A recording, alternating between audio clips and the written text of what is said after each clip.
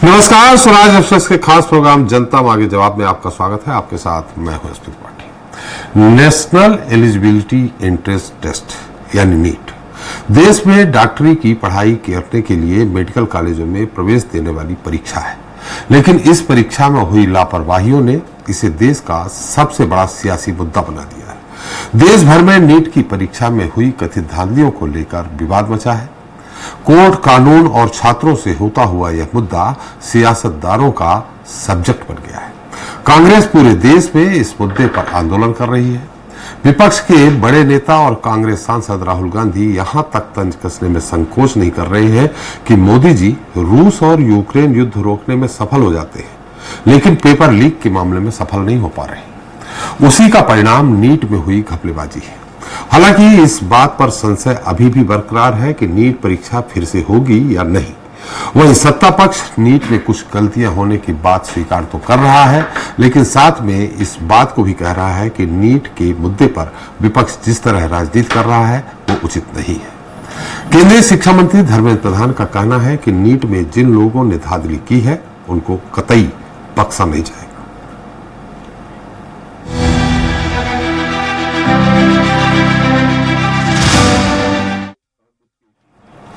तो देश में इस वक्त सबसे ज्यादा अगर किसी बात पर बवाल बचा है तो वह है पेपर लीक और परीक्षाओं में हो रही धांधली को लेकर। लेकिन नीट परीक्षा को लेकर जारी विवाद अभी थमा भी नहीं था कि एक और परीक्षा यानी यूजीसी नेट की परीक्षा रद्द किए जाने को लेकर एनटीए भी एक और विवादों में घिर गया है। इस बीच इस मुद्दे पर सियासत भी तेज हो गई है।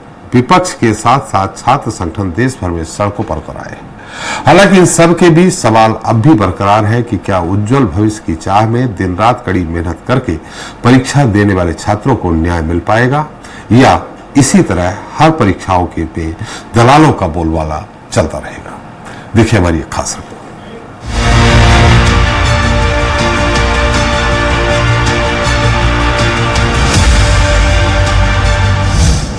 नीट में चीट, सियासत फुल स्पीड, पेपर लीक या सिस्टम, अधर में छात्रों का करियर। जी हां, नीट परीक्षा में हुई गड़बड़ी ने देश के 24 लाख छात्रों का भविष्य दांव पर लगा दिया है। लिहाजा इसे लेकर जारी बवाल थमने का नाम नहीं ले रहा है।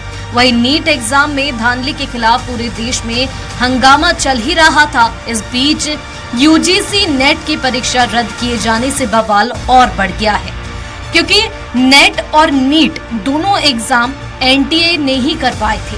पेपर लीक और धांधली के आरोप के बाद देश की प्रतिष्ठित संस्था एनटीए की नीयत और साख दोनों पर बड़े सवाल खड़े हो रहे हैं। तो इस मुद्दे पर सियासत भी तेज हो गई है। मध्य प्रदेश की राजधानी भोपाल से लेकर छत्तीसगढ़ की राजधानी रायपुर और यूपी की राजधानी लखनऊ समेत देश भर में विपक्ष के साथ साथ छात्र संगठनों ने भी सड़कों पर उतरकर प्रदर्शन किया और नीट परीक्षा को रद्द किए जाने की मांग की है। क्या ये नीट और नर्सिंग घोटाले पर जो खुलेआम इस माननीय मंत्री जी ने गड़बड़ की है उस पर कार्रवाई क्यों नहीं करते? अरे चलाओ अपना याद भी डंडा चलाओ उसके ऊपर। ठीक है, मैंने तो आरोप ये लगाया है कि मौन क्यों है? जब हिंदुओं के बच्चों के साथ अन्याय हो रहा तो बोलते क्यों नहीं कि नीट की परीक्षा कैंसिल करो? मेरा आरोप ये है सर, किसी न किसी कारण जो हिंदुस्तान में पेपर लीक हो रहे हैं उसको नरेंद्र मोदी रोक नहीं पा रहे हैं या रोकना नहीं चाहते हैं। एजुकेशन सिस्टम को बीजेपी के लोगों ने, उनके पेरेंट ऑर्गेनाइजेशन ने कैप्चर कर रखा है। उधर देश भर में जारी विवाद के बीच केंद्रीय शिक्षा मंत्री धर्मेंद्र प्रधान ने माना कि नीट परीक्षा में गड़बड़ी हुई है।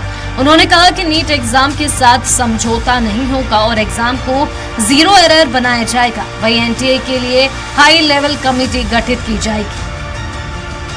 कुछ एरर स्पेसिफिक रीजन में सीमित है। मैं आपको विश्वास दिलाना चाहता हूं, पुख्ता जानकारी आने पर दोषियों को कड़ी से कड़ी उनके ऊपर कार्रवाई की जाएगी। बहरहाल सुप्रीम कोर्ट ने नीट परीक्षा की काउंसलिंग पर रोक लगाने से फिर एक बार इनकार कर दिया है। हालांकि कोर्ट ने री एग्जाम की मांग पर एनटीए से 2 हफ्तों के भीतर जवाब दाखिल करने के लिए कहा है। लेकिन नीट परीक्षा में धांधली का मामला जितना गंभीर है उतना ही ये पेचीदा भी है, क्योंकि पेपर लीक की समस्या किसी महामारी की तरह हमारे देश के नौजवानों के भविष्य को निगल रही है। इसे लेकर युवा कभी सड़कों पर प्रदर्शन करता है, कभी अदालतों के दरवाजे खटखटाता है। लेकिन सिस्टम ऐसा है कि आरोप प्रत्यारोप, जांच और मुकदमे में उलझकर मामला ठंडा पड़ जाता है। भुक्तभोगी नौजवान का भविष्य बर्बाद होता रहता है।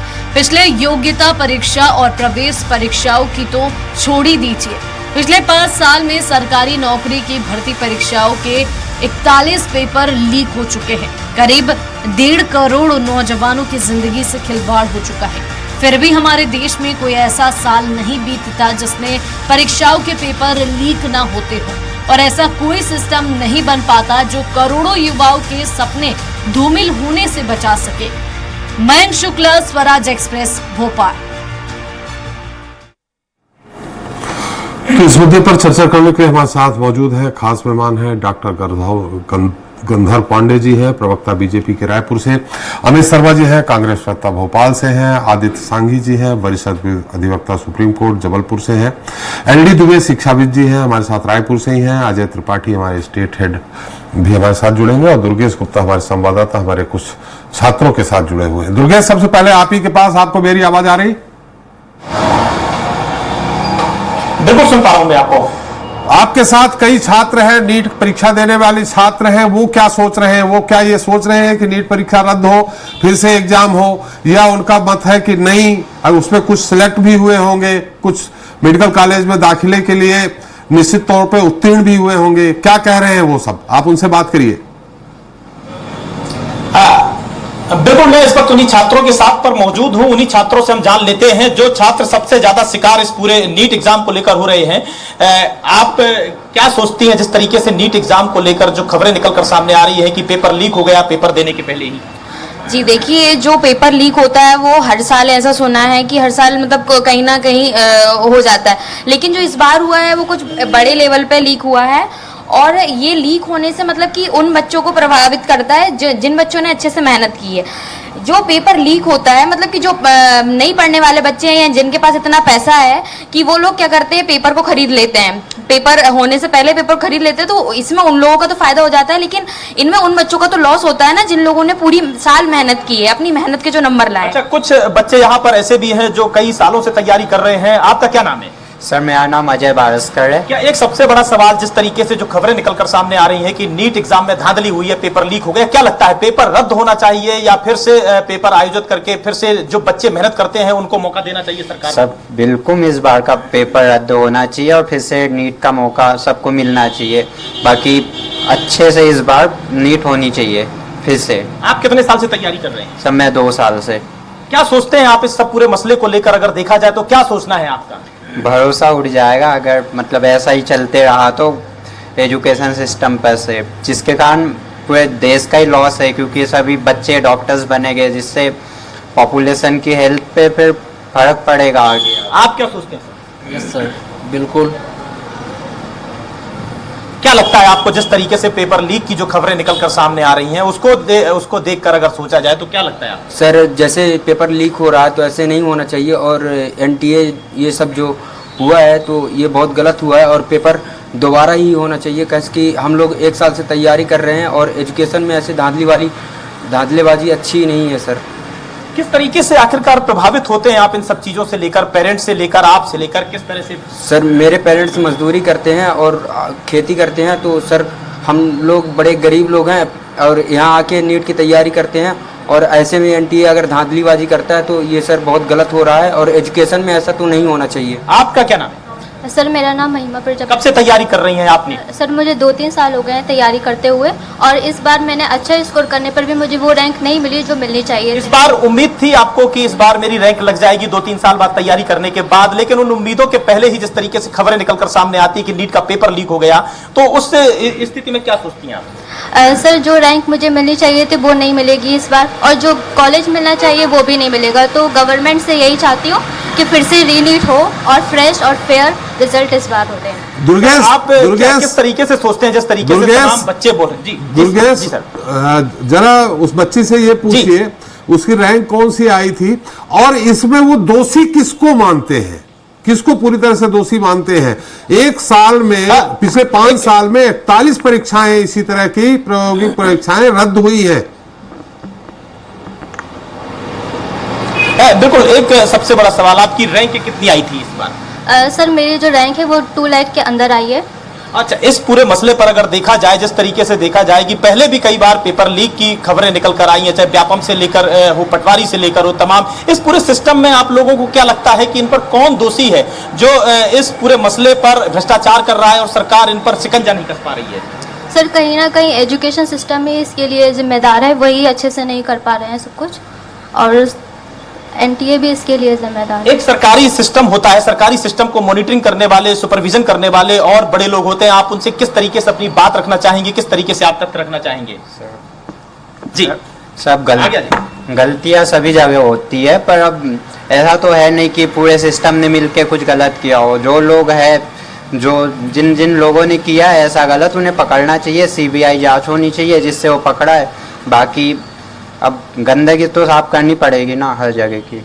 बिल्कुल। एमपी में बहुत सारी ऐसी परीक्षाएं हुई, प्रतियोगी परीक्षाएं, जिनके पर्चा लीक की खबरें निकलकर सामने आई। क्या लगता है आपको इस पूरे सिस्टम में कौन लोग ऐसे लिप्त हैं जिन पर सरकार अभी तक उन लोगों को नहीं पकड़ पा रही है, या कोई भी ऐसा एग्जाम, कोई भी ऐसी परीक्षा हो जो बिना पर्चा लीक के वह परीक्षा आयोजित नहीं हो पाती है? बाद में ऐसी खबरें आती कि पर्चा लीक हो गया है, कोई धांधली हो गई। क्या लगता है किसको दोषी पाते हैं आप लोग? सर इसमें तो एजुकेशन सिस्टम को ही दोषी माना जाएगा, और फिर अगर एनटीए ऐसा कर रहा है तो ये सर एजुकेशन में बहुत बड़ा गलत फर्क पड़ता है। सब होता है आपके साथ है, जैसे हम लोग तैयारी कर रहे हैं, आपके साथ पेरेंट्स भी हैं, फिर ऐसे बच्चों के पेरेंट्स भी हैं। दुर्गेश जरा उनसे बात करें, बच्चों के पेरेंट्स भी शायद बाएं तरफ खड़े हुए हैं, उनसे बिल्कुल हमारे जी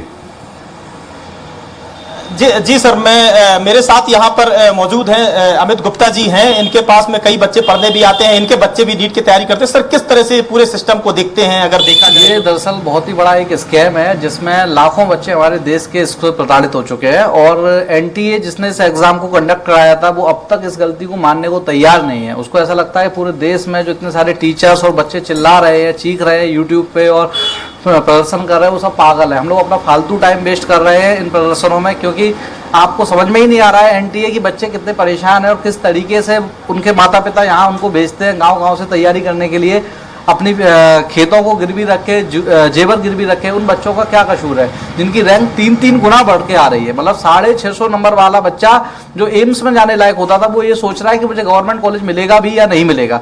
तो इसका जवाब दे सरकार, और एनटीए भी इसका जवाब दे। एक सबसे बड़ा दर्द निकल कर आता है कि जब बच्चे 2-2, 3-3 साल, जिस तरीके से आपके साथ कई बच्चे ऐसे मौजूद हैं 2-2, 3-3 साल तैयारी करते हैं, फिर उनको नीट में सिलेक्शन नहीं होता और उसी बीच में ऐसी खबरें निकल कर आ जाती हैं कि पर्चा लीक हो गया। यही चीज है, देखिए हमारे देश की अधिकतर आबादी ग्रामीण आबादी है, और गांव से आने वाला बच्चा जो आजकल पेरेंट्स वगैरह मनोबल बढ़ा रहे हैं कि बच्चों को पढ़ाएंगे, वो मनोबल कहीं ना कहीं उनका टूटता है। एक मेरा सवाल है, एनटीए और सरकार ने अभी तक इस चीज पे क्लैरिफिकेशन नहीं दिया है कि जब 14 जून को रिजल्ट आना था तो आपने 10 दिन पहले कैसे दे दिए 4 जून को? जनरली हमारे देश में रिजल्ट 2-4 दिन बाद में ही आता है, पर 10 दिन पहले रिजल्ट आना कहीं ना कहीं किसी न किसी प्रकार की स्मेल को देता है, कहीं ना कहीं करप्शन की स्मेल यहाँ से आती है। दूसरा, बिहार में गोधरा में प्रत्यक्ष रूप से पेपर जले हुए पकड़े जा रहे हैं, बच्चों के घरों में पकड़े जा रहे हैं, जो बच्चे कहीं ना कहीं जिन्होंने एग्जाम दिया था उनके पास संदिग्ध चेक हुए हैं। तो ये सारी चीजें, इतनी सारी चीजें कोइंसिडेंस नहीं हो सकती। दूसरा, रैंक अगर पेपर हल्का सा इजी आया था, ये उनका तर्क है, तो हल्का सा इजी आने से रैंक 10% 20% बढ़ती, ट्रिपल नहीं हो सकती थी। ट्रिपल मतलब 300% रैंक का इन्फ्लेशन ऐसा नहीं हो सकता था। तो कहीं ना कहीं एक बड़ा स्कैम समझ में आ रहा है कि गड़बड़ हुई है, और इस बात पे एनटीए अपनी गलती नहीं मान रहा। दुर्गेश, निश्चित तौर पे आपने जानकारी ली, आपने जो कोचिंग संचालक है उनसे जानकारी ली, बच्चों से ली, हमारी शुभकामनाएं उन सभी को। बहुत बहुत धन्यवाद दुर्गेश आपका। तो चलिए अब सीधे चलते हैं रायपुर। गंधर्व पांडे जी हैं हमारे साथ, हैं बीजेपी के प्रवक्ता। गंधर्व जी, मेरी आवाज आ रही? जी आ रही है।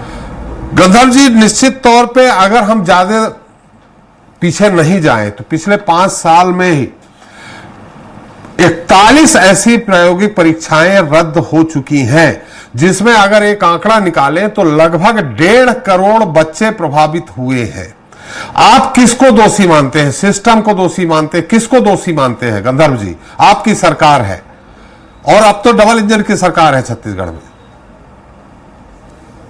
देखिए, व्यक्तिगत आधार पे अगर मैं बोलूं तो इसमें सीधा स्पष्ट ये है कि जो भी इस प्रकार के अधिकारी हैं जो शिक्षा विभाग से अपना नाता रखते हैं और इस प्रकार से पेपर की धांधली में सहभागिता सुनिश्चित करते हैं, उन सब के विरुद्ध कड़ी से कड़ी और सख्त से सख्त कार्रवाई की जानी चाहिए। और जैसे ही हमारी सरकार छत्तीसगढ़ में आई है, पूर्व में यहाँ पर सीजीपीएससी में इतना बड़ा महाघोटाला हुआ जिसके लिए हमने रोड में प्रदर्शन किया, पीएससी कार्यालय का घेराव भी किया, उसमें आज सीबीआई की जांच हो रही है।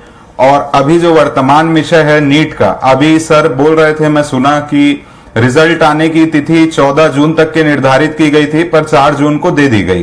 पर अगर उसको आप गौर से देखेंगे तो उस नोटिफिकेशन में लिखा था कि नीट का जो रिजल्ट आएगा वो 14 जून तक आएगा, वो एंड डेट थी कि उस दरमियान तक आएगा, तो उसमें वो कभी भी जारी कर सकते हैं। बाकी जो विषय है, जो संदेशपद चीजें हैं, वो तो है ही हैं। अभी एक पूरा जैसे हमने देखा कि रांची से लेके झारखंड से लेके हरियाणा, गुजरात, यहाँ पर एक अंतरराज्यीय पेपर माफिया गिरोह का पर्दाफाश हो रहा है। तो सरकार इस दिशा में काम कर रही है। इसमें दोषी किसको मानते हैं? देखिए, केंद्र में आपकी सरकार है, मोदी है तो मुमकिन है सब कुछ। तो क्या इन 5 सालों में मोदी जी ने पेपर लीक के मामले में, राहुल गांधी जी ने तंज कसा है कि यूक्रेन रूस का युद्ध आप रोक सकते हैं, लेकिन आप पेपर लीक के मामले में कंट्रोल नहीं कर सकते हैं। यह बहुत बड़ा तंज है गंधर्व जी। देखिए, हम इसमें स्पष्ट हैं। कल हमारे शिक्षा मंत्री जी ने भी अपना बयान दिया कि सिस्टम में जो सुधार करने की आवश्यकता है, हम उस दिशा में सख्ती से काम करेंगे और जो भी दोषी अधिकारी हैं हम उसके विरुद्ध काम करेंगे। और इस विषय पे मैं दोषी एनटीए को मान रहा हूं और जो विषय है वो सुप्रीम कोर्ट के समकक्ष है। जैसे यूजीसी नेट की परीक्षा थी जिसको रद्द करके हमने तुरंत निर्णय ले लिया, पर नीट की परीक्षा में अभी ये स्थिति है कि विषय सुप्रीम कोर्ट के सामने अटका हुआ है। तो सुप्रीम कोर्ट के ऑर्डर के तहत हमें चलना पड़ेगा और उसके तहत हम जो बीच में शिक्षा मंत्रालय अपना कर सकता है जांच और अधिकारियों पर कार्रवाई, उस दिशा पे हमने हाई लेवल कमेटी गठित करके उसमें जो दिशा निर्देश प्राप्त होंगे उस दिशा पे हम काम करेंगे। बिल्कुल गंधर्व जी, हम आपके पास आएंगे। हम अमित जी आपके पास और दुबे जी आपके पास आते हैं। हमारे साथ वरिष्ठ अधिवक्ता सुप्रीम कोर्ट से जबलपुर से हैं सांघी साहब। सांघी जी, मेरी आवाज आ रही है आपको? आवाज आ रही? बहुत बहुत स्वागत है हमारे इस खास कार्यक्रम में आपका। नमस्कार। आपने हाई कोर्ट में याचिका दायर करके बहुत सारे बच्चों को न्याय दिलाने का प्रयास किया है। उसमें क्या निर्णय हुआ, क्या नहीं हुआ, वो आप ज्यादा बेहतर बताएंगे।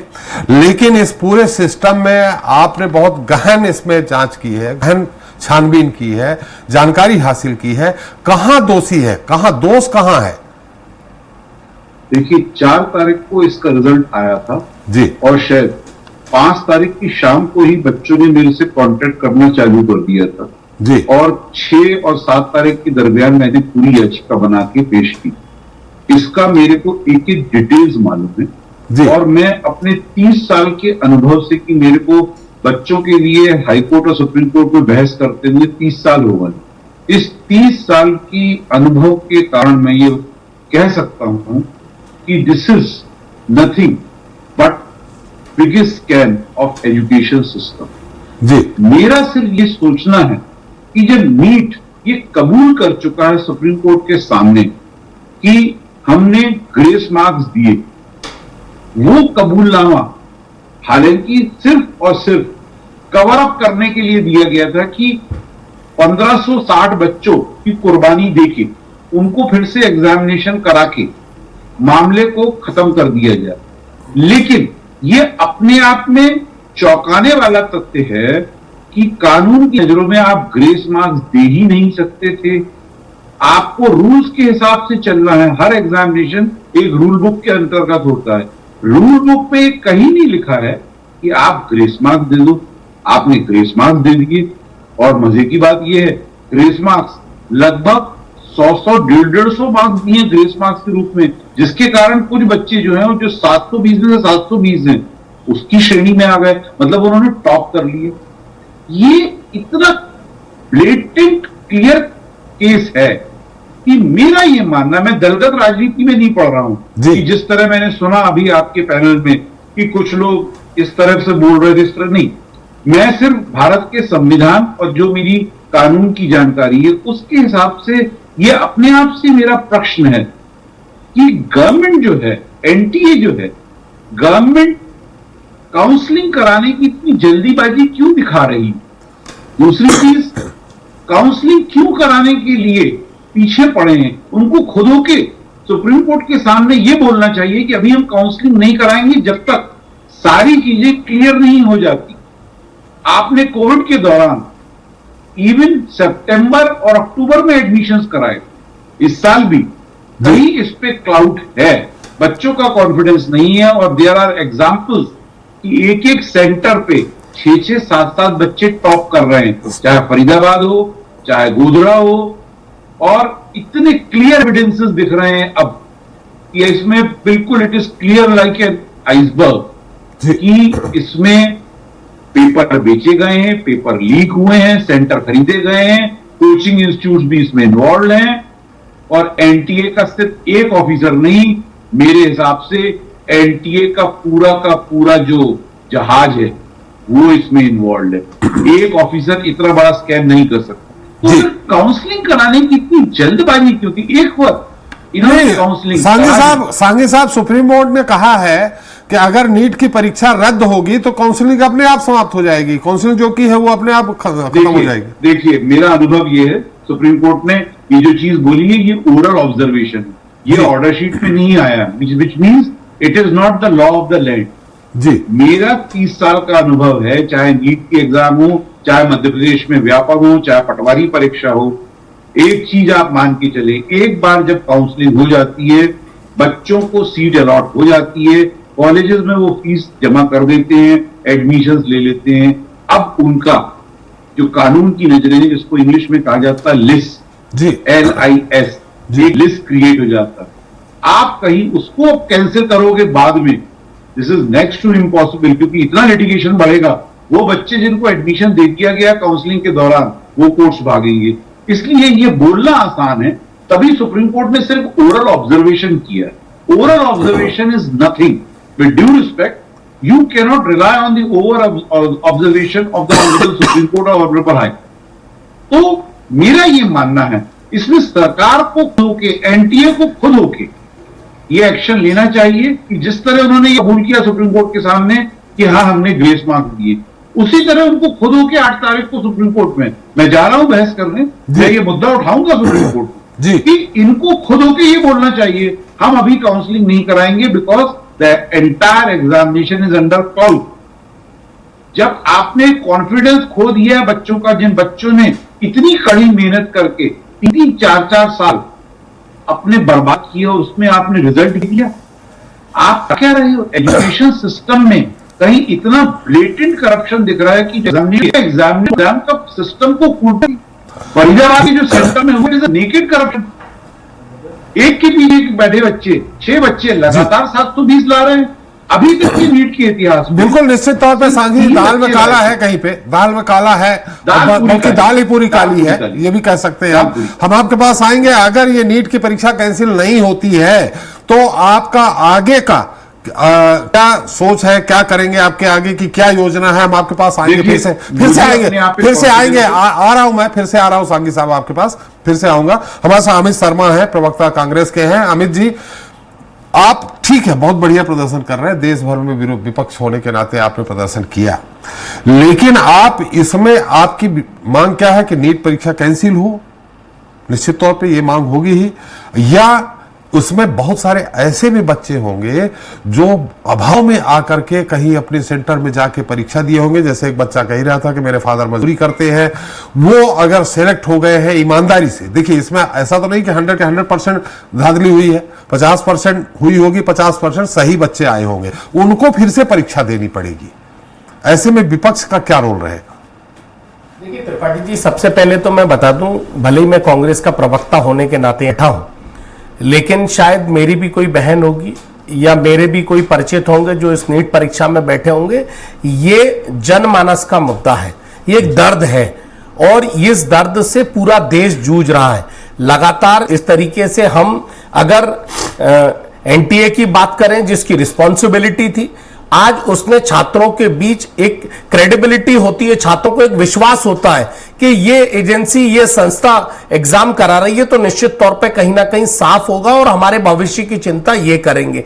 जब वो लोग, जैसा अभी सांघी जी ने बताया, जब वो लोग इसमें इन्वॉल्व हैं, और ठीक बात कही, ये कोई एक व्यक्ति का काम नहीं है, एक अधिकारी इसके साथ इतना बड़ा स्कैंडल नहीं कर सकता, इसमें बहुत सारे लोग इन्वॉल्व हैं, और उस इन्वॉल्वमेंट में, उसके संरक्षण में वो किस डिपार्टमेंट के अंदर चल रहा है, किस डिपार्टमेंट में कौन से मंत्री हैं, और जो लोग सिलेक्ट हुए, प्रश्न और भी हैं कि जो लोग सिलेक्ट हुए उनकी भी जांच हो कि जिनके पास पेपर पहुंचे तो किन के माध्यम से पहुंचे, चाहे वो किसी भी दल के हों, लेकिन उनकी इंक्वायरी अधिकतर सीमा तक जानी चाहिए। और आज एक किसान बेटा था, अभी मैं सुन रहा था आपके चैनल पे, उसके माता पिता ने किस दर्द के साथ जमीन बेची होगी, कैसे किसान का बेटा शहर आया होगा पढ़कर, और आज एक एग्जाम कैंसिल होने से उसके 2-3 साल पीछे हो गया। कल फिर एग्जाम होगा कि नहीं होगा, समय पे होगा, फिर आयु सीमा उसकी रहती है कि नहीं। अब नीट एग्जाम और असिस्टेंट प्रोफेसर के एग्जाम जो हुए, आप देखिए कई स्कॉलर बाहर रहे, मेरे कई दोस्त यार हैं जो परिचित हैं, वो स्कॉलर के तैयार कर रहे थे, वो असिस्टेंट प्रोफेसर के लिए तैयार कर रहे थे। देश की इतनी बड़ी संस्था इतने बड़े एग्जाम कराती है, आप उसमें भी धांधली की शुरुआत हो गई।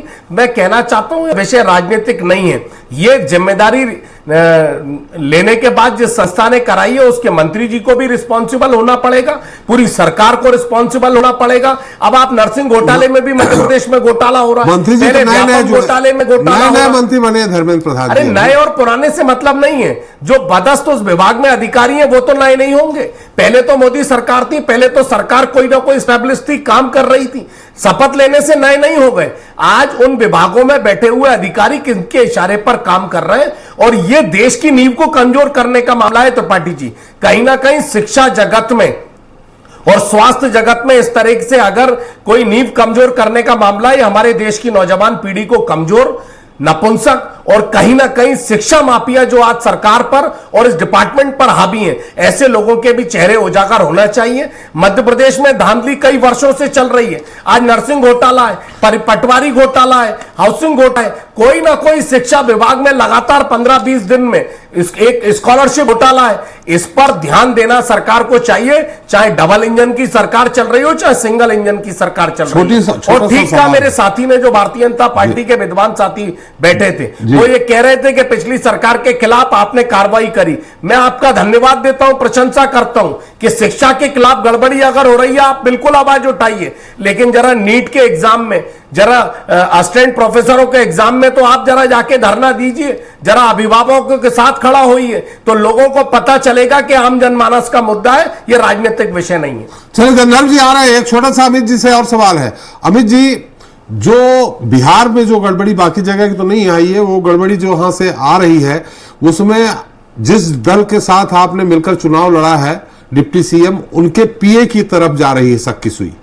देखिए, अगर पीए की तरफ सुई जा रही हो, हमने किसी के साथ भी चुनाव लड़ा हो, पीए की तरफ सूची जा रही है, पीए को गिरफ्तार करिए, इंक्वायरी करिए, किसने रोका है। और वहां पर डबल इंजन की सरकार, नीतीश जी की सरकार है, बंद कराइए किसी का भी पीए हो। ये मैंने कहा ना, ये राजनीतिक विषय नहीं है, लेकिन मीडिया, लोग, भारतीय जनता पार्टी के तेजस्वी के पीए ने रूम कराया रेस्ट हाउस में, मुद्दा वो नहीं है कि रूम उसका मुद्दा, वो आज 24 लाख छात्रों का भविष्य का मामला है। अगर उसने पेपर मामले में कोई इन्वॉल्वमेंट है, पेपर लीक मामले में इन्वॉल्वमेंट है, तत्काल गिरफ्तारी होनी चाहिए। यह देश का भविष्य का सवाल है, देश की नींव को कमजोर करने वाला सवाल नहीं होना चाहिए। क्या व्यापम घोटाले और इस घोटाले से पेपर लीक में जो लोग डॉक्टर बनेंगे, क्या आप उनसे इलाज कराएंगे? क्या नरेंद्र मोदी जी इलाज कराएंगे? क्या धर्मेंद्र प्रधान इलाज कराएंगे? या एनटीए के अधिकारी उनसे इलाज कराएंगे? सबको टॉपर लिस्ट में सिलेक्ट होने वाले लड़कों से इलाज कराना है। इसीलिए ऐसे में जो भी इन्वॉल्व हो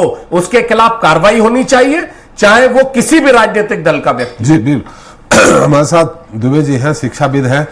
दुबे जी, आप निश्चित तौर पे लंबे समय से आप बच्चों को पढ़ा रहे हैं, एजुकेशन दे रहे हैं, और इस पूरे जो तंत्र है उसके बारे में आप समझते हैं। आपको मेरी आवाज आ रही है दुबे जी? जी जी जी जी।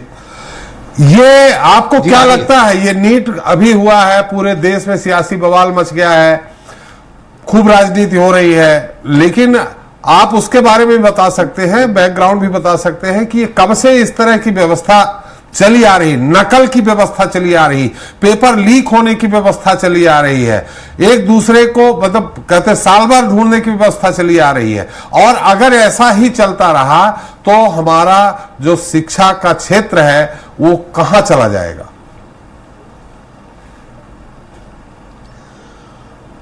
आज की परीक्षाएं जो हैं वो बच्चों की परीक्षाएं नहीं रही, पालकों की परीक्षा हो गई हैं जी। इस परीक्षाओं में आप देखेंगे कि पालक ज्यादा इन्वॉल्व होते हैं, क्योंकि बच्चे तो अपनी पढ़ाई की तरफ ध्यान देते हैं जी। फिर बच्चे जो परीक्षा की तरफ अपना ध्यान देते हैं उनके पास इतना समय नहीं रहता कि इस प्रकार की कार्रवाइयों में वो संलग्न हो। तो इसका मतलब ये है कि फिर कहाँ से ये इस प्रकार की बातें हो रही हैं। तो जरूर इस सबके पीछे पालकों का बहुत बड़ा हाथ होता है। मैं चाहूँगा कि ये सोचा जाए, देखा जाए कि पालक क्यों इतने ज़्यादा इंटरेस्टेड होते हैं अपने बच्चों के भविष्य को देखते हुए, जबकि बच्चे अपने खुद की मेहनत से आगे बढ़ना चाहते हैं। तो ये जो कार्रवाई हुई है, जो कुछ ये गलती हुई है, इसमें पालकों का दोष बहुत अधिक है। और उसके साथ साथ वो जो परीक्षाएं ले रहे हैं उन्होंने भी कहीं परीक्षाओं में कुछ कमियां देखी है, जिससे कि इसका जो देश में हुआ है राष्ट्रीय स्तर की परीक्षा में जो दोष दिखाई दे रहे हैं वो सामने आ रहे हैं। नहीं, पालक दोषी है। आपको क्या लग रहा है, ये पालकों का जो विचार बदला है बच्चों के लिए, भविष्य के लिए, बैकग्राउंड से पिछले दरवाजे से जाने का, ये कब से लगभग आपने अनुभव, कब से सिस्टम बिगड़ता चला आ रहा है? 5 साल, 10 साल, 12 साल या 2-4 साल से? ये कम से कम 10-15 साल से यही परंपरा चल रही है, क्योंकि पिछले 10-15 सालों से आपने देखा होगा कि मेडिकल कॉलेज में जो बाहर दूसरे जगह पर है वहां पर बच्चे बहुत से जा रहे हैं जी। लोगों का ये मत होता है, पालकों का मत होता है कि बच्चा हमारे पास नजदीक रहे। तो इस प्रकार की परीक्षाओं में बच्चे बहुत मेहनत करते हैं। आपने देखा होगा कोचिंग संस्थान में जाते हैं, कोचिंग संस्थान के बहुत से संचालक भी इसमें इन्वॉल्व हो जाते हैं, पालक तो इन्वॉल्व होती है, साथ में जुड़ा हुआ जो शिक्षा का एक क्षेत्र है उसमें से बहुत से ऐसे लोग होते हैं जो इसी प्रकार की गतिविधियों में संलग्न रहते हैं। तो इन सबके साथ ये इस प्रकार का जो कार्य होता है, इस प्रकार की जो गतिविधियां होती हैं वो बच्चों के हित के लिए होती हैं। बच्चों का भविष्य खराब होता है, उनकी मेहनत खराब होती है, उनके मन में एक दुर्भावना होती है कि हमने इतनी मेहनत की उसके बाद भी हम सफलता नहीं पा सके। तो इस बात को जरूर दूर करना चाहिए। उसके लिए शासन को देखना है और उनके हित में कार्य करना है। जी अजय जी, इस पूरे मुद्दे पे आपकी टिप्पणी चाहिए, उसके बाद फिर हम गंधर्व जी के पास वापस चलते हैं। अजय बात समझ में आई कि जो कांग्रेस गंधर्व जी ने कहा, अमित जी ने कहा कि दोनों पार्टियां सरकार किसी की भी हो, पर इस बात समझ में, सांघी जी ने बताया, बात समझ में आ रही है कि पार्टियां सरकार किसी की हो, इस तरह के खेल होते रहते हैं। और मुझे लगता है कि जो एक एम्बिशन की बात जो कह रहे थे दुबे जी कह रहे थे, अगर माता पिता में थोड़ा सा ये बन जाए कि अपने बच्चे को सिर्फ जाने दीजिए ट्रांसपेरेंसी के साथ, उसे बैठने दीजिए एग्जाम में, तो ठीक हो जाएगा। दूसरा, नीट को लेकर के जिस तरह का विवाद खड़ा हुआ है, मुझे लग रहा है कि जो उन बच्चों को, जिस पूरे सिस्टम अपनी चर्चा से अब तक मुझे समझ में आया कि उन बच्चों को जिन्होंने की बड़ी ईमानदारी से परीक्षा दी, उनको शॉर्ट लिस्ट कर करके एक मार्कर तय कर देना चाहिए कि इस परसेंट तक जितने बच्चे आए हैं वो दोबारा बैठ जाएं, या जो बच्चा बैठना चाहता है दोबारा वो दोबारा बैठ जाए। जो बच्चा नहीं बैठना चाहता है कि हमको जो रैंक मिला है जिस पे मैं सेटिस्फाई हूँ, उस व्यक्ति को लेकर, और जिन पर संदेह है उनको फिर से एग्जाम ले लिया जाए। मेरे ख्याल से ये रास्ता सबसे ठीक रहेगा इसमें। नहीं तो वही तो करने जा रहे हैं, जैसा अभी हमारे सांघी साहब ने कहा कि 1500 कुछ बच्चों को बलि दे करके उन्होंने इस पूरे मामले में लिपापोती करने का प्रयास किया है। 1500 कुछ बच्चे, बाकी बैठे तो 1.5 लाख 20 लाख करीब बच्चे। बहुत से वैसे बच्चे जो बैठना चाहते हैं दोबारा, उनको भी मेरे ख्याल से मौका दिया जाना चाहिए कि अगर वो बच्चे चाहते हैं उनका रैंक इस गड़बड़ी के कारण क्या ये चाहते हैं रैंक सुधर जाए, तो एक उनको सुधार का मौका दिया जाना चाहिए, तो बेहतर होगा इसमें। जी जी गंधर्व जी, अमित जी की आप कुछ प्रत्युत्तर देना चाह रहे थे?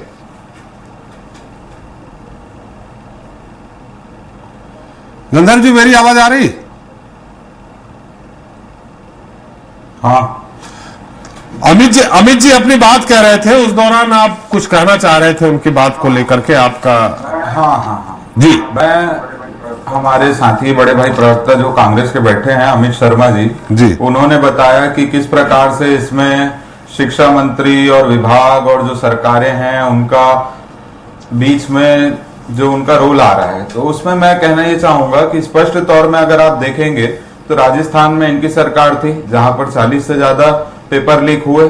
छत्तीसगढ़ में इनकी सरकार थी। तेजस्वी यादव जी जब बिहार के मुख्यमंत्री थे तो वहां पर भी लैंड फॉर जॉब जैसा उप मुख्यमंत्री थे, मुख्यमंत्री नहीं गंधर जी। तो गंधर जी उप मुख्यमंत्री थे, मुख्यमंत्री नहीं थे। तेजस्वी उप मुख्यमंत्री थे जी। मेरा कहना स्पष्ट ये है, चाहे सरकार किसी की भी हो, अगर बात शिक्षा की है और इस देश के युवा की, आज देश का मीडियन एज 29 वर्ष है जी। अधिकतर आबादी इस आयु की है कि जो रोजगार के लिए या तो परीक्षा देगी या कहीं जाएगी, बेरोजगारी से मुक्ति पाने के लिए परीक्षाओं में बैठेगी।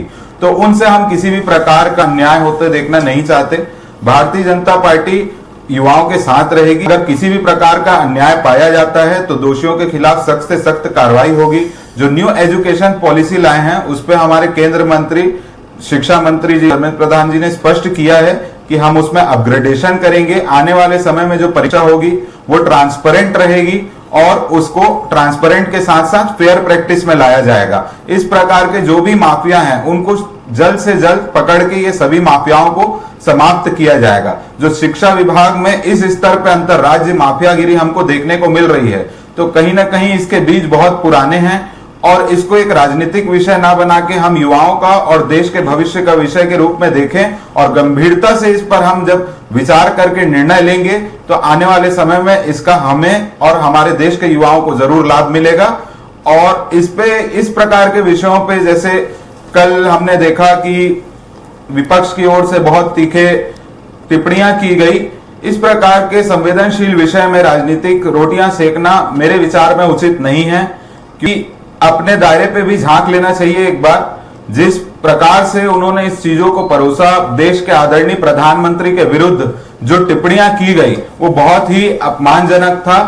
वो एक संवैधानिक पद है, उसका आपको सम्मान करना चाहिए। और मैं हमेशा यह आग्रह करता हूं कि आप चाहे कोई भी हो भाई, अगर आपने एक व्यक्ति आपके देश का मुखिया है, संवैधानिक पद में बैठा है, तो उसके खिलाफ आपको अपने भाषा की गरिमा सदैव बनाए रखनी चाहिए। वो भी इस देश के युवाओं के लिए, इस देश के जनता के लिए काम कर रहे हैं और सभी का अच्छा विचार कर रहे हैं। आने वाले समय में लेकिन विपक्ष का गंधर जी ये काम ही है, विपक्ष का ये काम है। पिछले 5 साल में मैंने पहले भी बताया 41 ऐसी परीक्षाएं निरस्त हो चुकी हैं, लेकिन अभी तक कोई ऐसा सामने कह सकते हैं कि व्हाइट पेपर नहीं आया जिसमें कहा गया हो कि 41 जो परीक्षाएं निरस्त हुई है किस किस को दोषी पाया गया है, किस किस को क्या सजा दी गई है, या अभी तक कुछ भी नहीं आया है पांडे जी। तो विपक्ष निश्चित तौर पे 10 साल से आपकी सरकार है, मैं 5 साल का केवल आंकड़ा आपको दे रहा हूं, तो विपक्ष तो इस तरह के मुद्दे उठाएगा ही।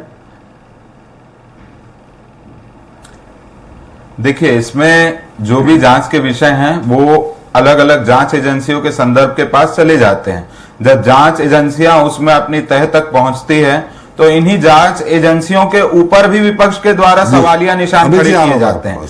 ये इस देश के जो सिस्टम जो चल रहे हैं, जो इन्हीं के द्वारा बनाए गए हैं, जिनका उपयोग आज देश में माननीय नरेंद्र मोदी जी करके जो भी भ्रष्टाचारी हैं, जिनके खिलाफ भी आरोप है, वो सिद्ध हो रहे हैं। और जो प्रोसीजर चल रहा है, जांच का प्रोसीजर, उसके तहत जो कार्रवाई हो रही है, तो जब प्रोसीजर इनके दरवाजे तक पहुंचता है तो ये उस एजेंसी का भी विरोध करने लग जाते हैं। और आने वाले समय में जब हमको निश्चित सबूत के साथ एक आंकड़ा मिलेगा या लोगों के नाम मिलेंगे, जो भी अधिकारी, जो भी लोग संलिप्त हैं, उनके खिलाफ सख्त से सख्त कार्रवाई इन एजेंसियों के द्वारा करवाई जाएगी, ये तो निश्चित है।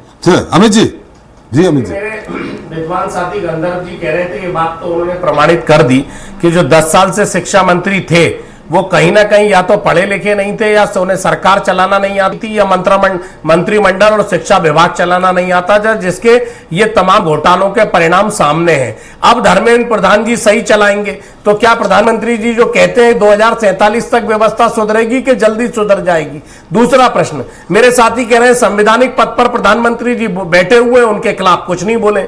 सरकार में प्रधानमंत्री बनने अगर बने हैं, सवाल किससे पूछा जाएगा? प्रधानमंत्री से। जब प्रधानमंत्री जी बच्चों को शिक्षा देने के लिए मन की बात देश को बताने के लिए मन की बात करते हैं, तो यही प्रधानमंत्री जी से पूछेंगे ना सवाल कि यार नेट में गड़बड़ी हुई है तो कौन जवाब देगा। अब क्यों नहीं मन की बात कर रहे हैं? अगर दूसरे विभागों में, नर्सिंग घोटाले में, मध्य प्रदेश में व्यापम घोटाले में प्रधानमंत्री जी किसी भी घोटाले की बात नहीं कर रहे।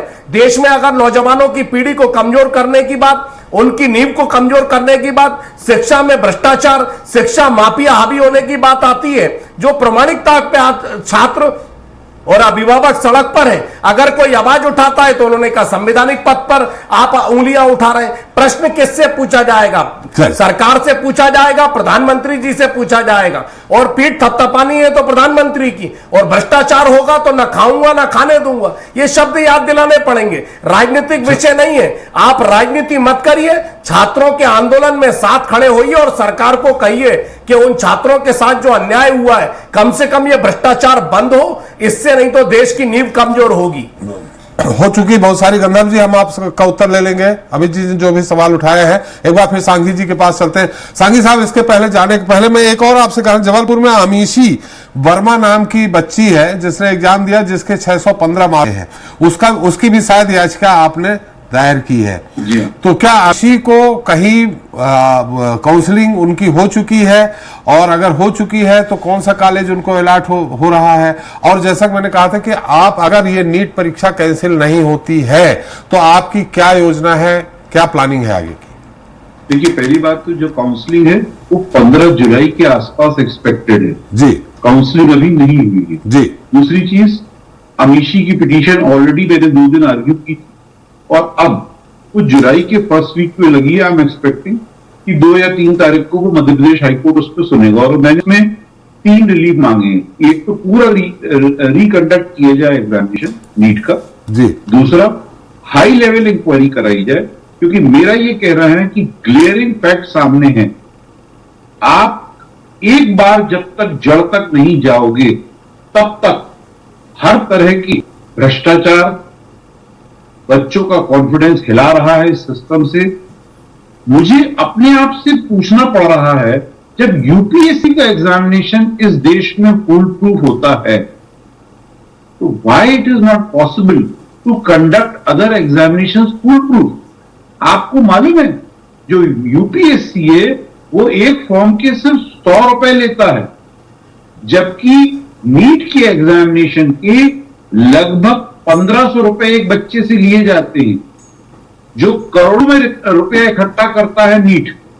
तो जब आप करोड़ों में इतना रुपया इकट्ठा कर रहे हैं तो फिर आप उस एग्जामिनेशन को फुल प्रूफ क्यों नहीं कर सकते? सिर्फ इसका कारण यह है ग्रीड ऑफ मनी, कि जो सबूत दिख रहे हैं कि और वहां पे गुजरात में कुछ पोस्ट डेटेड चेक्स दिए गए थे पेरेंट्स के द्वारा जो करोड़ों रुपए के थे, कि जब हमारे बच्चे का टॉप हो जाएगा आप इस चेक को इनकैश करा सकते हैं। ये कोई छोटा मोटा स्कैम नहीं है। और मैं फिर से कह रहा हूं, ये दलगत राजनीति से उठा जाए। मैं उस पीढ़ी का हूं जिसने वीपी सिंह गवर्नमेंट के टाइम पे मंडल कमीशन को लागू होते देखा है।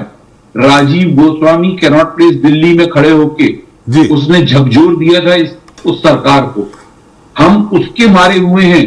मैं भी एक मेरिटोरियस छात्र था, मेरा भी विजन था कि इस देश के लिए अकेले गोस्वामी नहीं, बहुत सारे गोस्वामी थे उस दौरान। कम से कम जी हाँ, 2 दर्जन छात्रों ने आत्महत्या की थी। राजीव गोस्वामी जो था वो एक सिंबल बन गया था जी। हाँ, तो मेरा ये कहना है कि जब बच्चों का कॉन्फिडेंस आप लूज कर दोगे इस तरह के एग्जामिनेशन के स्कैंडल्स कर करके, और to err is human, I agree. कई एनटीए ये एग्री कर ले 8 तारीख को सुप्रीम कोर्ट के सामने, मैं वहां प्रेजेंट रहूंगा। मैं एक्सपेक्ट करता हूं कि एनटीए खुल के बोले कि हाँ इस बार ब्लंडर्स हुए, we are reconducting, we are cancelling the entire counselling process, we are cancelling the entire result.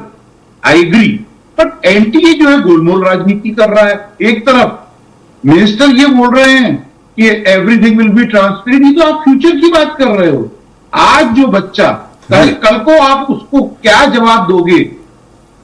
कहीं वो डॉक्टर नहीं बन पाया in spite of his good merit, तो आप उन लोगों को बना रहे हो डॉक्टर जो कंपाउंडर बनने के लायक नहीं है, और जो कंपाउंडर बनने के लायक है उनको आप डॉक्टर बना रहे हो। जी। जिस तरह के गोलमाल चल रहे हैं प्राइवेट मेडिकल कॉलेजेस के द्वारा भी, जिस तरह का नीट के एग्जामिनेशन में गोलमाल, उससे ये प्रूव हो रहा है कि students who do not deserve to become doctors, they are becoming doctors. वो आपकी और मेरी बॉडी से खिलवाड़ करेंगे।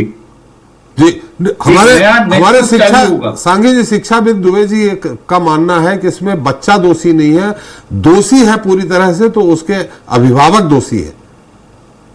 देखिए, एक दूसरे पे ब्लेम गेम खेलना बहुत आसान है।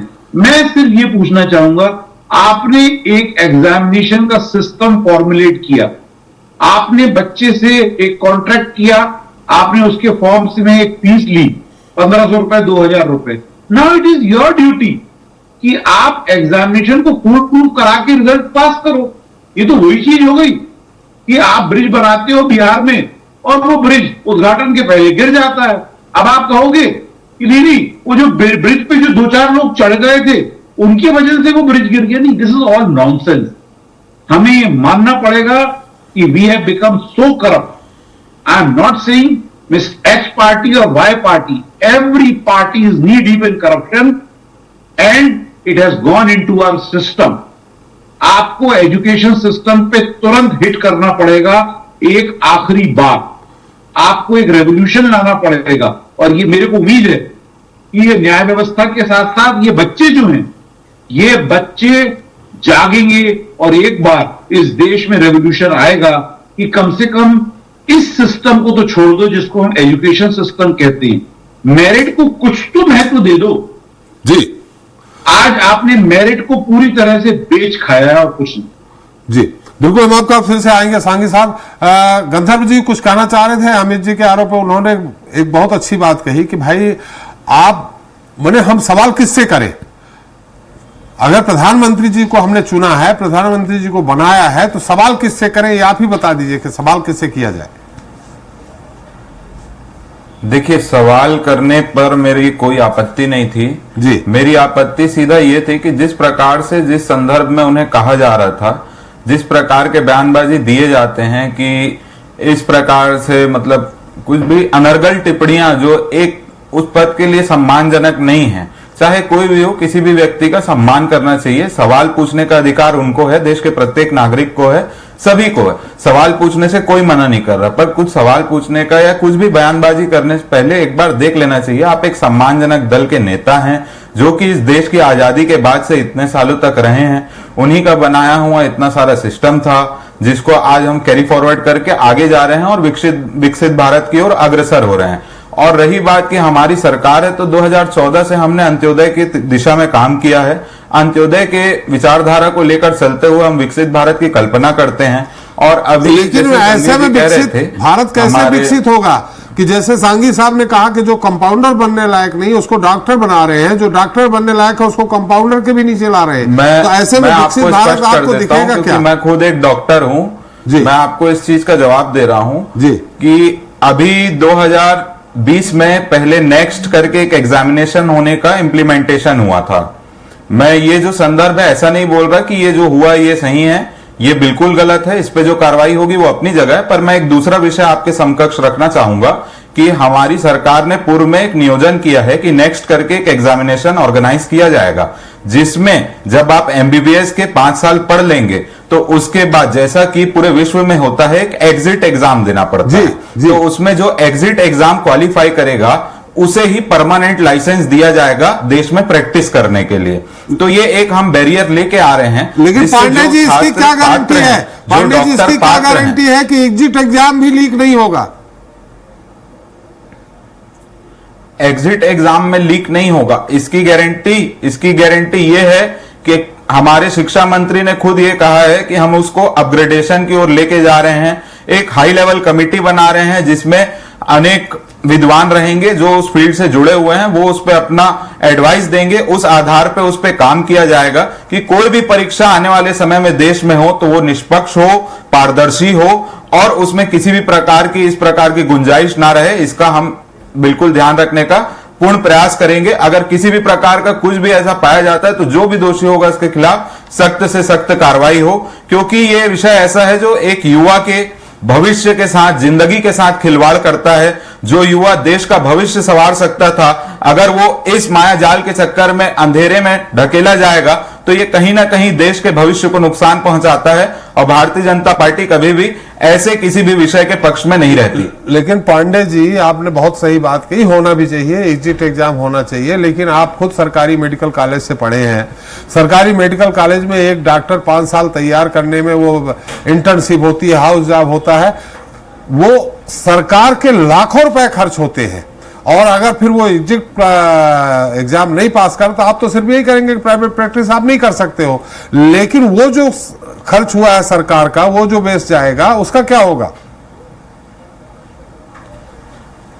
देखिए, मैं सरकारी मेडिकल कॉलेज से नहीं पढ़ा हूं, मैं विदेश से अध्ययन करके आया। फिर मैंने देश में जो एग्जिट एग्जाम होता है बाहर से पढ़ने का, FMG एग्जामिनेशन, उसको फर्स्ट अटेम्प्ट में क्वालिफाई किया। उसके बाद सरकारी मेडिकल कॉलेज में एक डॉक्टर तैयार करने में सरकार का कितना खर्च होता होगा?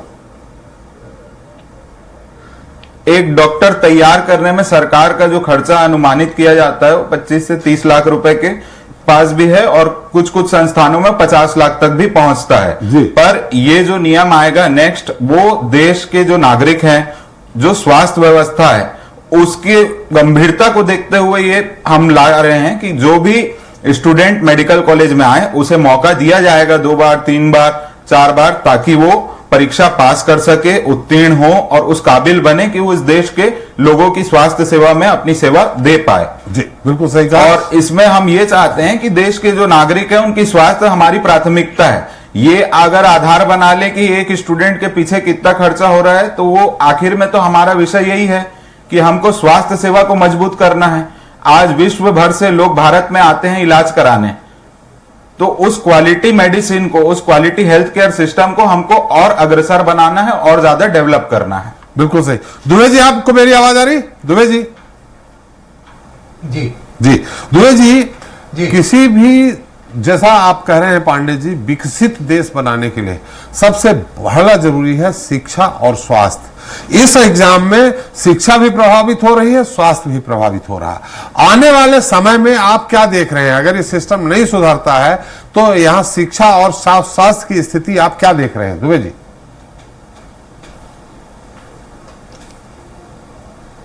दिन प्रतिदिन गिरावट स्पष्ट रूप से दिखाई दे रही है जी। यदि इसमें सुधार नहीं होता है तो हमारी शिक्षा व्यवस्था और स्वास्थ्य व्यवस्थाओं में, सभी में गिरावट स्पष्ट रूप से हमें परिलक्षित हो रही है। इसलिए जैसा कि पांडे जी ने कहा है, उस व्यवस्था को यदि हम करें तो मैं समझता हूं कि छात्रों के हित में कार्य होगा। जी, चलिए, समय बहुत कम है। त्रिपाठी जी, आपसे इस पूरे मुद्दे पर टिप्पणी। और अगर नीट एग्जाम कैंसिल नहीं होता है तब क्या होगा? मुझे लगता है कि इस पूरे मामले में शायद सांघी जी चूंकि लॉ को समझते में बेहतर मेरी बात को समझ पाएंगे। मुझे लगता है कि एक तो इसमें जब तक ये जो सिस्टम है पूरा का पूरा, चाहे वो NTA का एग्जाम NDA हो, चाहे CBSE हो, चाहे UPSC हो, चाहे PSC हो, इन संस्थाओं में जब तक पॉलिटिकल नियुक्तियां होती रहेंगी चेयरमैन के रूप में, तब तक इसको रोक पाना बहुत मुश्किल होगा। नंबर 1 तो मेरा ये था कि शायद अगर पॉलिटिकल नियुक्तियां ना हो तो बेहतर कंट्रोलिंग अथॉरिटी सरकार के पास रहेगी। दूसरा, क्या सांघी साहब सहमत होंगे कि क्या इसमें एम्बर्समेंट सिस्टम लागू नहीं कर सकते?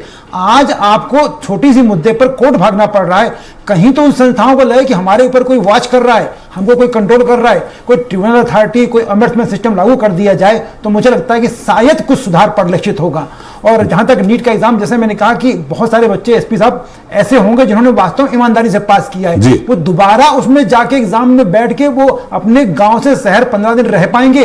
तो मुझे लग रहा है कि बच्चों को मौका दिया जाना चाहिए जो बैठना चाहते हैं, जिनकी रैंकिंग अभी ठीक ठाक है, उनको काउंसलिंग में रखा जाए, और जो बच्चे संदिग्ध हैं उनकी दोबारा परीक्षा करी जाए, और जो बच्चे बैठना चाहते हैं उनको भी उसमें मौका दिया जाए। ये मेरे मन में है। बिल्कुल सही कहा आपने। बहुत संक्षेप में हाँ ना में जानना चाहेंगे सांघी जी, जो अजय त्रिपाठी जी कह रहे हैं कि जो बच्चा संदिग्ध है उन्हीं को एग्जाम में बिठाया जाए। ऐसे भी बहुत सारे बच्चे होते हैं, पेपर अलग अलग तरह का आता है, उसके बच्चे के भाग्य में होगा वो जो पढ़ के आया है वही पेपर में आ गया अगली बार। जी, क्या सर, मैं इससे पूरी तरह डिफर करूंगा, बिकॉज एक एग्जामिनेशन सिस्टम ऐसा जिसमें बार बार एग्जाम कराया जाए, मतलब वो जो क्वालिटी का पेपर था या जो इंफीरियर क्वालिटी का था या अच्छी क्वालिटी का पेपर था, क्या ये जरूरी है कि अगला पेपर जो आएगा कुछ बच्चों के लिए वो उसी क्वालिटी का आएगा? आप एग्जाम को दोबारा कहीं कराना है तो पूरे बच्चों को इंक्लूड करना पड़ेगा जी। You cannot make for some people just an eye wash. और मेरा ये मानना है इस कैंप के लिए इमीडिएटली या तो सुप्रीम कोर्ट जज के द्वारा इंक्वायरी हेड की जाए या सीबीआई के द्वारा इंक्वायरी करवाई जाए। और अभी कोई जल्दी नहीं है। कोविड के 2 साल लगातार एमबीबीएस की परीक्षा काउंसलिंग सितंबर में हुई है। ऐसी क्या जल्दी है कि आपको जुलाई में ही काउंसलिंग करानी है, बच्चों को एडमिशन देना है? ऐसा क्या कारण है जी? इसका कारण यही है कि आपको जल्दीबाजी करके सारी चीज को कवर अप करना है अगले साल फिर, क्योंकि इसमें सिस्टम जो चालू किया गया है परसेंटाइल का, वो परसेंटाइल का सिस्टम चालू इसीलिए किया गया नीट में। पहले हुआ करता था पीएमटी के टाइम परसेंटेज जी, परसेंटेज के बाद इसमें जानबूझ के परसेंटाइल सिस्टम लाया गया है। परसेंटाइल सिस्टम में सारे घपले हो रहे हैं जो मैं रोज कोर्ट के सामने उजागर कर रहा हूं। चलिए समझ मेरा ये मानना है जब तक इसको आप एक बड़ी इंक्वायरी नहीं करवाओगे तब तक इसकी जड़ में नहीं जा पाओगे और बच्चों का भविष्य अंधकार में ही रहे। बहुत बहुत धन्यवाद सांघी जी, आप हमारे साथ चर्चा में रहे। बहुत बहुत धन्यवाद दुबे जी आपका, पांडे जी आपका, अमित जी आपका और अजय त्रिपाठी जी आपका, आपने अपनी विशेष टिप्पणी की। तो आज हमने चर्चा की नीट पेपर लीक मामले और उस पे हो रही सियासत की, क्योंकि पेपर लीक और धांधली के आरोप के बाद देश की प्रतिष्ठित संस्था एनटीए की नियत और साख दोनों पर बड़े सवाल खड़े हो रहे हैं। उसने देश के 24 लाख छात्रों का भरोसा हिलाकर रख दिया है। अब परीक्षार्थियों को आगे का रास्ता नहीं सूझ रहा, वो परीक्षा रद्द करने की मांग पर अड़े हैं। हालांकि कोर्ट ने अभी तक काउंसलिंग पर रोक नहीं लगाई है। ऐसे में देखना होगा कि सरकार और सुप्रीम कोर्ट छात्रों के भविष्य और नीट परीक्षा की पवित्रता के लिए क्या कदम उठाते हैं और नीट जैसे परीक्षा के असली नटवर लालों पर आखिर कब तक कार्रवाई होती है। आज का इतना ही, नमस्कार।